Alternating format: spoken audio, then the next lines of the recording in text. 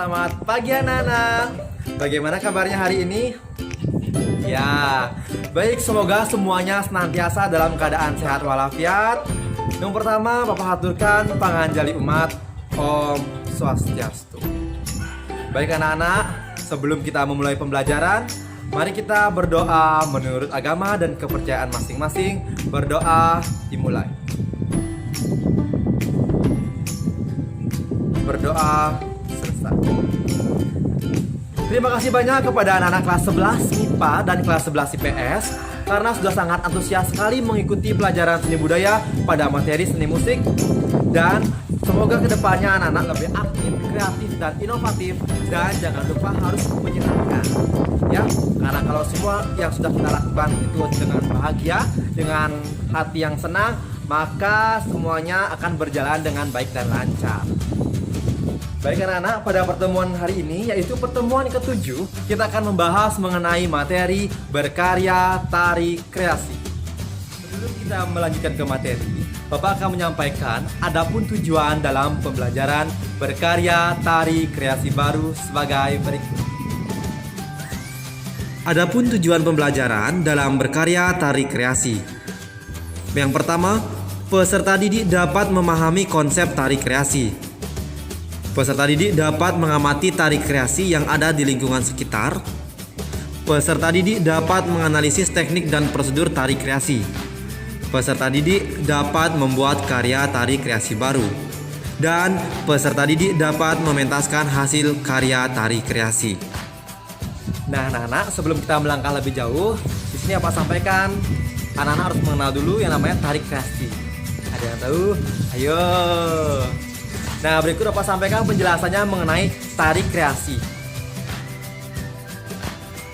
Tari kreasi baru merupakan bentuk gerak tari baru yang dirangkai dari perpaduan gerak tari tradisional kerakyatan dengan tari tradisional klasik. Dapat dilihat dari bentuk geraknya, irama atau musik pengiring, rias, dan busananya juga merupakan hasil modifikasi tari tradisi. Jadi anak-anak, tari kreasi itu terdapat dua jenis. Itu pertama, tari kreasi berpolakan tradisi, dan tari kreasi tidak berpolakan tradisi. Bagaimana pengertiannya? Simak yang berikut ini. Tari kreasi berpolakan tradisi adalah tari kreasi yang garapannya dilandasi oleh kaidah-kaidah tari tradisi, baik dalam koreografi, musik atau karawitan, tata busana, tata rias, maupun tata teknik pentasnya. Tari kreasi tidak berpolakan tradisi adalah tari kreasi yang garapannya melepaskan diri dari pola-pola tradisi, baik dalam koreografi, musik atau karawitan, tata busana, tata rias, maupun tata teknik pentasnya. Sekarang kita menuju ke teknik gerak tari. Di dalam tari kreasi, setiap gerakan memiliki ragam gerak yang berbeda-beda, akan tetapi memiliki kesamaan di dalam elemen gerak. Adapun elemen gerak dalam tari ada 3. Yang pertama ada ruang, ada tenaga, dan yang terakhir waktu. Ruang di dalam tari itu mempunyai 2 arti. Yang pertama, ruang sebagai tempat seorang penari melakukan gerakannya, atau ruang sebagai penari melaksanakan pementasan. Yang kedua, ruang itu berarti sebagai volume gerak dalam tari. Maksudnya adalah bagaimana seorang penari mampu memberikan dimensi di dalam setiap gerakan. Kedua, terdapat tenaga. Tenaga merupakan bagaimana seorang penari mampu untuk memberikan kekuatan dalam suatu tarian. Di sini berarti bagaimana seorang penari itu mampu untuk mengatur pernafasan dari awal tarian itu dimulai dan sampai tarian itu berakhir. Atau istilah Bali disebut dengan ngunde bayu. Elemen waktu yaitu berarti bagaimana seorang penari mampu untuk menguasai yang namanya ritme dan tempo gerak. Di dalam menari itu seorang penari harus konsentrasi ketika adanya perubahan gerak A dan perubahan gerak B atau gerakan transisi. Jadi penari itu mampu untuk menguasai waktu dalam suatu tarian. Nah Nah, sekarang di dalam kita menentukan tema tari, terdapat stimulus atau rangsangan di dalam kita berkarya tari kreasi. Nah, di sini terdapat 5 macam stimulus atau 5 macam rangsangan di dalam menentukan tema tari sebagai berikut. 1. Stimulus ideasional. Stimulus ini diperoleh dengan banyak membaca cerita, kisah, dongeng, atau berita. Dapat juga berdasarkan pengalaman sendiri atau pengalaman orang lain. 2. Stimulus peraba. Diperoleh dengan merasakan tekstur suatu benda. Contoh, meraba selendang sutra beda rasanya dengan saat memegang kain lurik. Perbedaan dari rabaan tersebut dapat menjadi ide membuat suatu tarian. 3. Stimulus visual. Diperoleh dengan cara mengamati gambar alam dan lingkungannya, melihat lukisan, patung, pemandangan alam, aktivitas sehari-hari, dan binatang sekitar. 4. Stimulus audio. Diperoleh dengan mendengarkan musik. Dari alunan musik dapat tercipta sebuah gerakan tari yang harmonis. 5.